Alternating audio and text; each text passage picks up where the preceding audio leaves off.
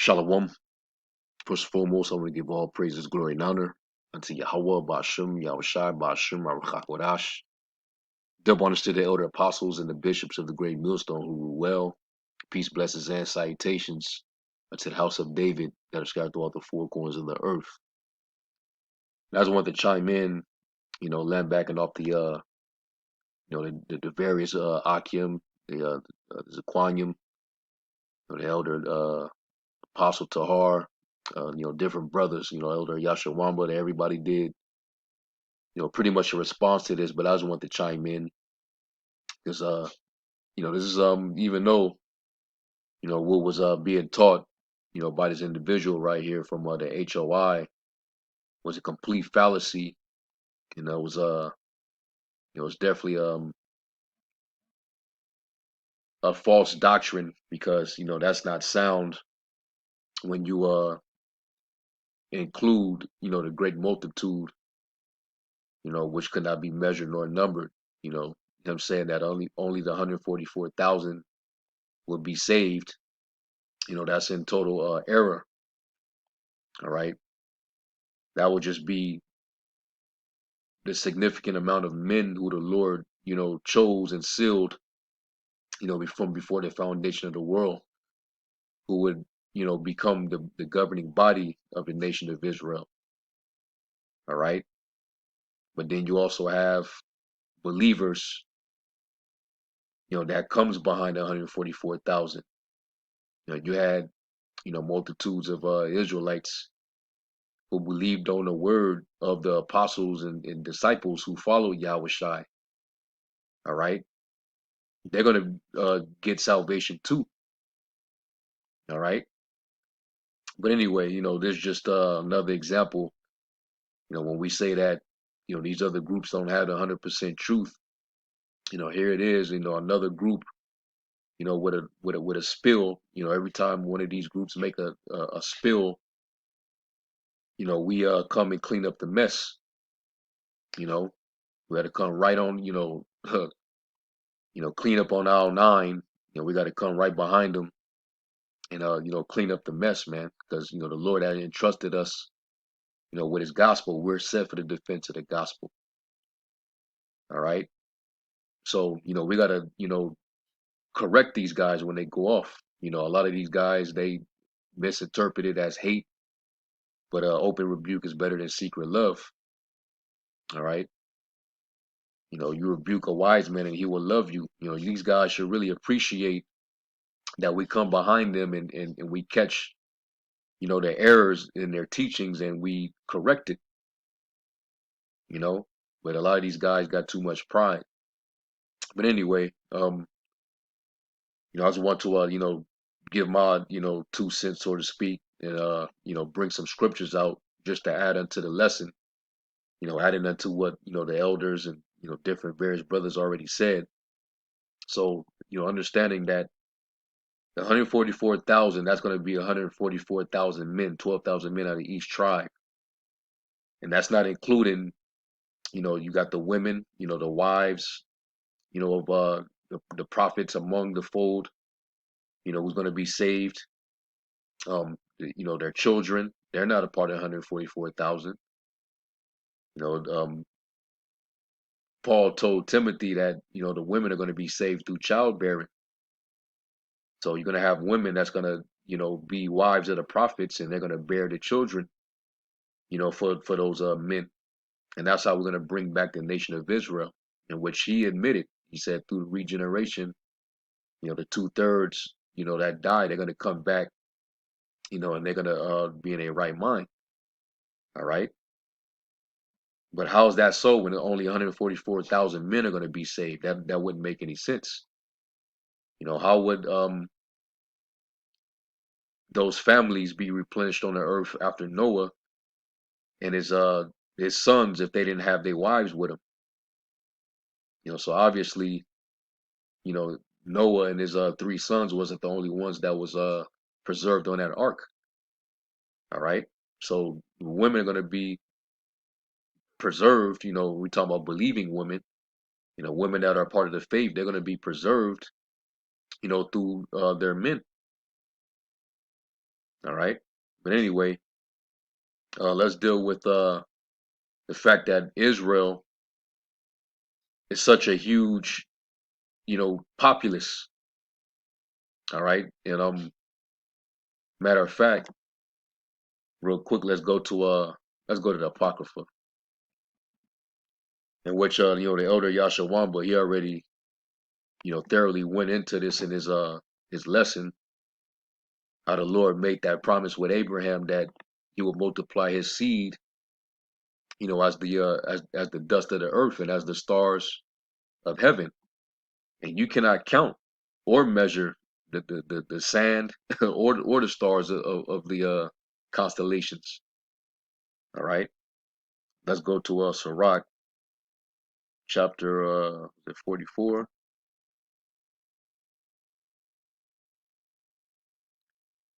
and verse I'm gonna start at 17. It says, Noah was found perfect and righteous, and in the time of wrath he was taken in exchange for the world. Therefore was he left as a remnant unto the earth when the flood came. And like I said, it wasn't just Noah. It wasn't like the Lord just took Noah like he did Enoch, and that was it. No, the Lord saved Noah, but Noah had a family.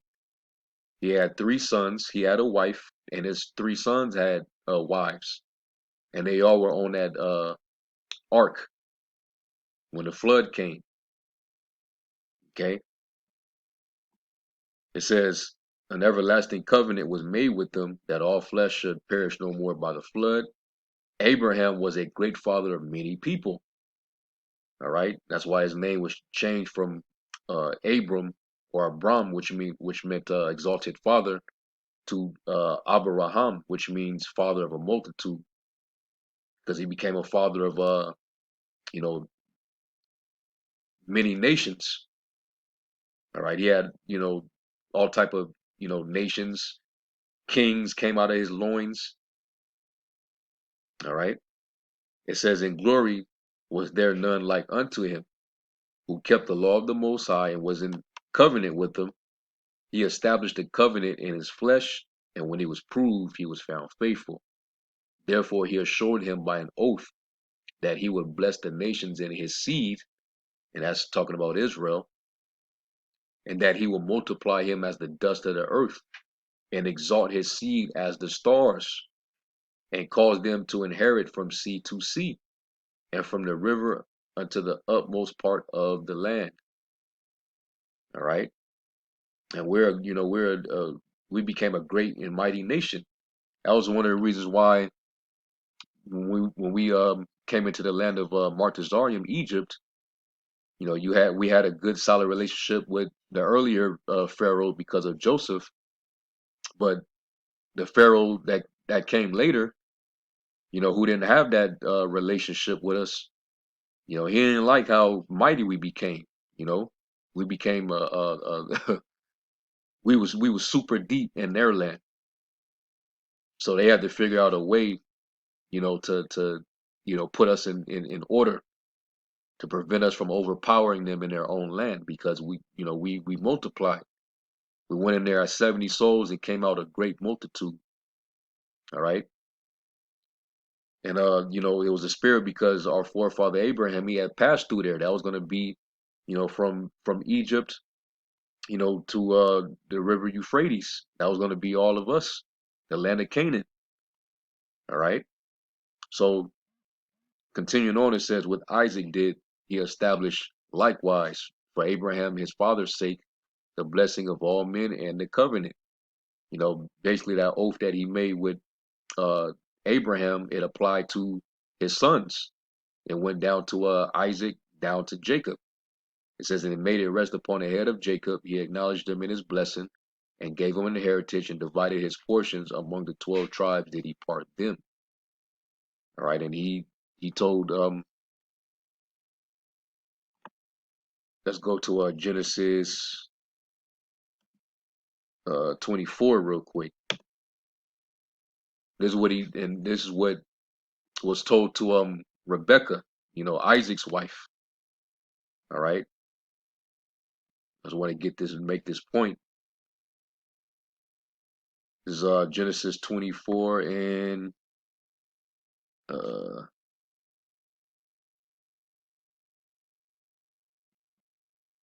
me jump down.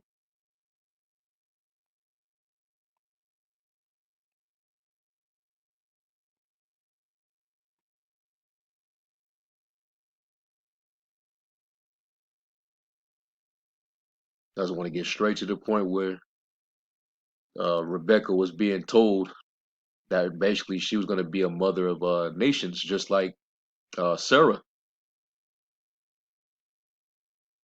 Yep, here we go. This is Genesis 24, and let me start at verse.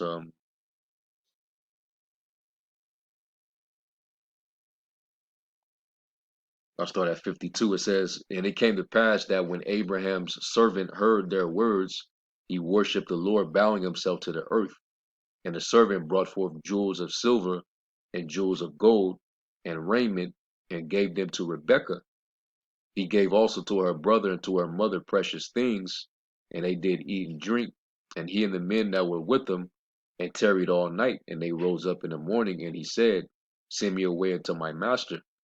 And her brother and her mother said, Let the damsel abide with us a few days, at the least 10. After that she shall go. And he said unto them, Hinder me not, seeing the Lord have prospered my way. Send me away that I may go to my master. And they said, We will call the damsel and inquire at her mouth. And they called Rebekah and said unto her, Wilt thou go with this man? And she said, I will go. Because Rebekah, she was chosen. All right. She was getting ready to bear, another sanctified uh, vessel. All right. A chosen vessel. It says, And they sent away Rebekah, their sister, and her nurse, and Abram's servant, and his men. And they blessed Rebekah and said unto her, Thou art our sister. Be thou the mother of thousands of millions, and let thy seed possess the gate of those which hate them. Okay? And what is this referring to? That in her womb she was going to be blessed with another chosen vessel, that being Jacob, and Jacob would go on to be the father of the patriarchs who brought multitudes of nations, which each tribe is a nation. Okay? So they said, Be thou mother of thousands of millions, just like Sarah was told that she would be a mother of nations. All right, and thousands of millions, that's come on, man. That's a lot of souls. That's a lot of people. Okay. And all she had was you know, um Jacob and Esau. Okay. So amongst those two sons, and we know the one that was chosen, it was told to him that he was gonna have a multitude of nations come out of him, just like was told to his father and his father's father. Let's get a Genesis 35. And was it 10? Yeah, Genesis 35 and 10, it says, And the Most High Power said unto him, Thy name is Jacob, that name shall not be called any more Jacob, but Israel shall be thy name. And he called his name Israel, Yasharallah. And the power said unto him, I am God Almighty, be fruitful and multiply. A nation and a company of nations shall be of thee, and kings shall come out of thy loins. And the land which I gave Abraham and Isaac, to thee I will give it, and to thy seed after thee will I give the land. All right. So going back to Sirach 44, the Lord established the same thing, with Isaac, and made it rest upon the head of Jacob. See? And he gave him the land that was promised, to his fathers. So Israel will be And I'm talking about as far as, population, it would be a lot of us, all right?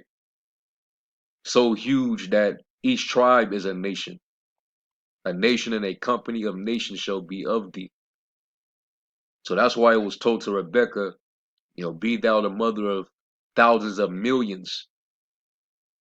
All right. Matter of fact, let's go back to that.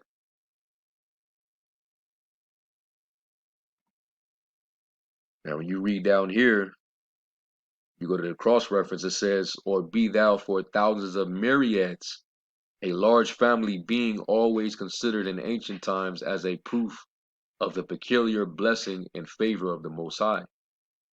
All right. When you look up myriads,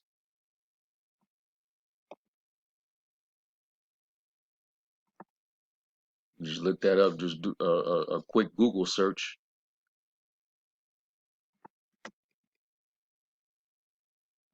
and it means a countless or extremely great number. All right. It says chiefly in classical history a unit of 10,000. Countless or extremely great in number. And Israel, is that unnumerable multitude of people. Okay. So when you go to Revelation, you got 144,000. That was the first multitude that was saw in the vision. But then after that, there was another multitude beside the 144,000. How do you skip that? What Bible are you dudes reading? And Zabak gonna have to really like because I don't know if Zabak personally teaches that, but if he doesn't, you might need to, scold this brother here. Gather our nation together right now. Salakia. You might need to scold this brother here, this speaker, and y'all might need to have some classes, man. Because it's only gonna be 144,000. That's it. And that's off. The Lord's not just saving just 144,000. All right. So you see right here, after the roll call of the 144,000, 12,000 from each tribe, then you got the multitude. Revelation 7 and 9, after this I beheld, and lo, a great multitude which no man could number. All right. A myriad of people of all nations and kindreds and people and tongues. Why? Because our people are scattered among the nations. Okay. And they speak many various different languages. And you're going to see also, after the coming of the Lord, when he comes back and judge and make war and destroy, there's going to be remnants of our people in other parts of the world that's going to be gathered. All right. You, you, I guess you just failed to include them, but that's accounted in the prophets. All right. But reading on, it says, and kindreds and people and tongues stood before the throne and before the Lamb, clothed with white robes and palms in their hands, and cried with a loud voice, saying, salvation to our God. Show you that these are Israelites, which sitteth upon the throne and unto the Lamb. All right, so this is a great multitude which no man could number. That's going to be coming from all over the world. Okay, and that's why the scriptures say, man, and it was at Titus, but speak thou the things which become sound doctrine. You got a lot of dudes out there, a lot of unruly and vain talkers, especially there the circumcision, whose mouths must be stopped, man. You know, some of these guys might need to just stick with the milk. So let's go from there real quick, and let's go to Isaiah 66, because this is something also to consider, and this is in a prophecy. This is what's actually going to happen. So we know that how the Lord's coming. Let's start with how the Lord's going to come and judge the world. Isaiah 66 and 15, it says, for behold, the Lord will come with fire and with his chariots like a whirlwind, to render his anger with fury, and his rebuke with flames of fire. For by fire and by a sword will the Lord plead with all flesh, and the slain of the Lord shall be many. All right. And there's going to be a lot of death in the earth, but it's still going to be people that's going to be around. All right. The Lord just got, targets he wants to take out. All right. But, he also made erroneous statement by saying that the world is going to be destroyed. No, the world is not going to be destroyed. Just all of America, Babylon is going to be destroyed, and certain other parts of the earth is going to get hit, but not the whole entire world. It tells you that in Ecclesiastes that the earth abides forever. And then you're going to have those, after Babylon gets destroyed, they're going to be howling in mourning because they're going to see the smoke of the torment of Babylon. They're going to be saying, alas, that great city, you know, because all of the merchantmen, their commerce is going to be cut off when America gets destroyed.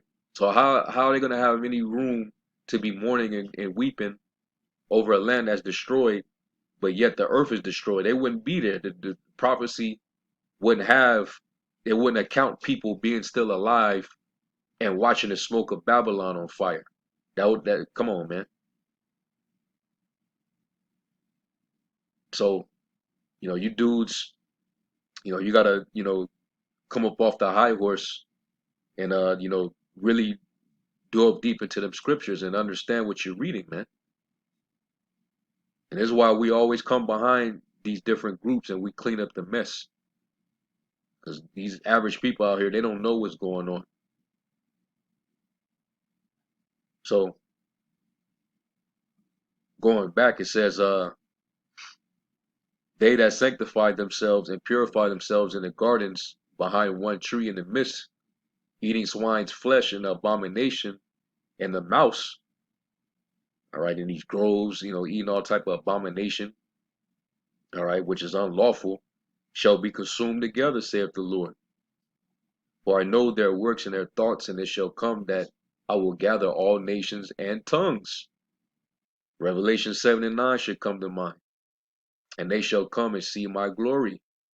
And I will set a sign among them, because you're going to have remnants that's going to escape. They're going to be, survivors, so to speak. Not everybody's going to die. All right. 2/3 are going to die here in America. And then you got the rebels. But not every single person is going to be put put to death, destroyed.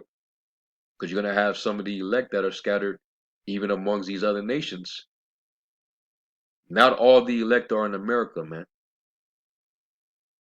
It says, and I will set a sign among them, and I will send those that escape of them unto the nations, to Tarshish, Pool, um,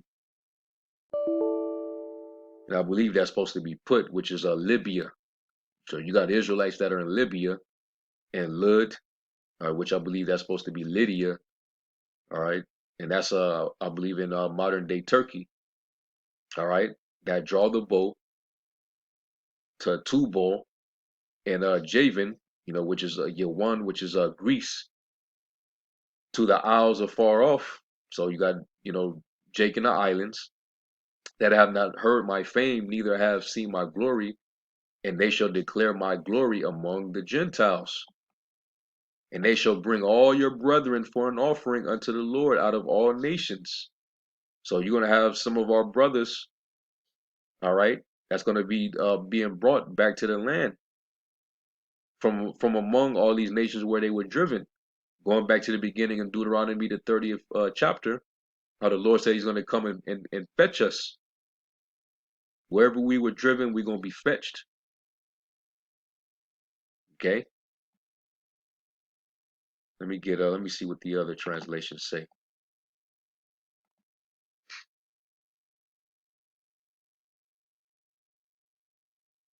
Hold up. Let me, real quick. Let me see what it say in the NLT.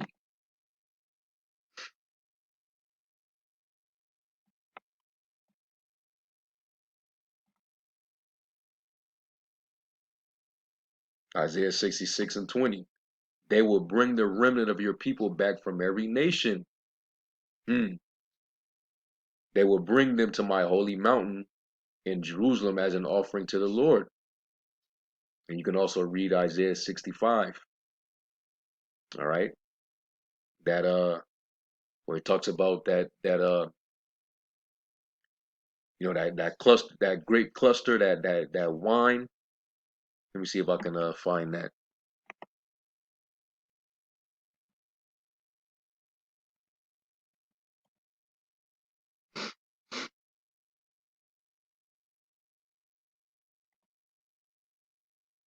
Go to Isaiah 65, and was it verse 8? Yeah, it says thus saith the Lord, as the new wine is found in the cluster, and one saith, destroy it not, for a blessing is in it, so will I do for my servants' sakes, that I may not destroy them all.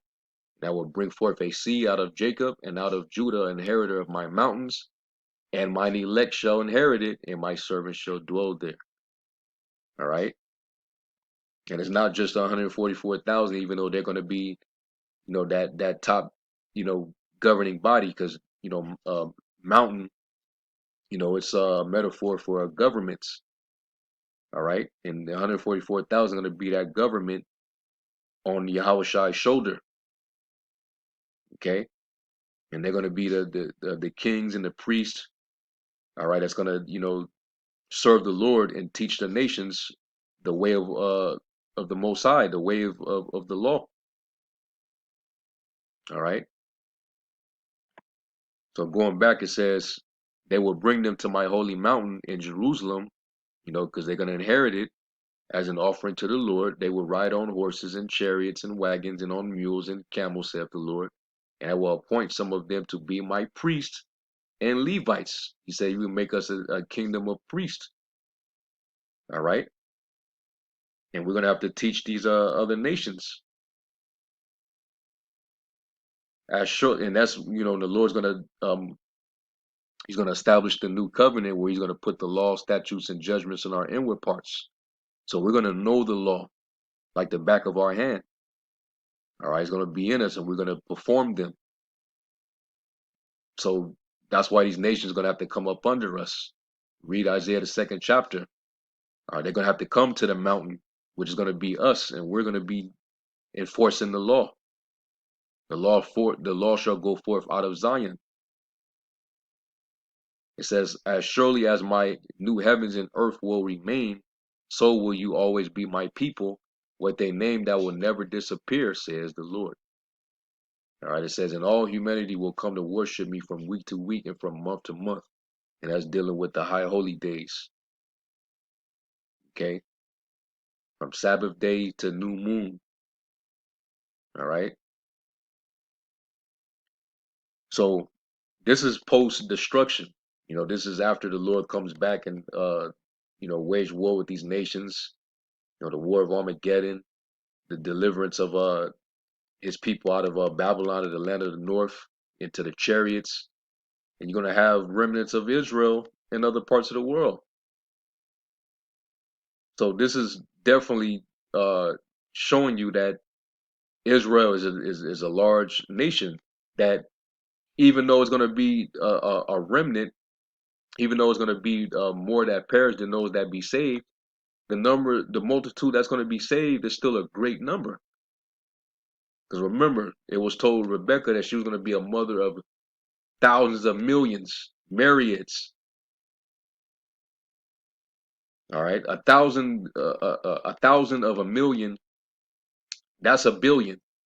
A thousand million is a billion. All right, so even if you got a million out of a billion, that's still a very small number compared to the whole number. So we know it ain't gonna be just 144,000. He saw a great multitude that could not be measured or numbered. All right, and It's going to be basically a bunch of believers worldwide that followed the prophets, that followed the men of the Lord. And then you also got those who supported the ministry. You got the friends of the prophets. How we leave them out? They're not necessarily of the 144,000, but they'll be part of the 1/3. All right, let's get Matthew 10 real quick. Starting at verse 40. And it says, "He that receiveth you receiveth me, and he that receiveth me receiveth him that sent me. He that receiveth a prophet in the name of a prophet shall receive a prophet's reward." And we know that the prophets, they're going to be saved. So those who even received the prophets, they're going to be saved too. But they're not going to be on the same, rank and file as the servants, the prophets. And he that receiveth a righteous man in the name of a righteous man shall receive a righteous man's reward. And whosoever shall give to drink unto one of these little ones a cup of cold water only in the name of a disciple, verily I say unto you, he shall in no wise lose his reward. All right. So you got people that they're gonna actually get salvation based on, you know, being helps, having relationships with some of these men. All right. You gave a case of water to brothers while it was 100 degrees outside because you supported the teachings. All right. And you continue in the doctrine and to believe it. All right. That's why it says here, 1 Timothy 4:16. And it says, "Take heed unto thyself and unto the doctrine, continue in them, for in doing this thou shalt both save thyself and them that hear thee." All right. So you're gonna have those that hear the word and they're gonna believe and they're gonna follow. And it doesn't necessarily mean that they're gonna be teachers and prophets. They're gonna have some type of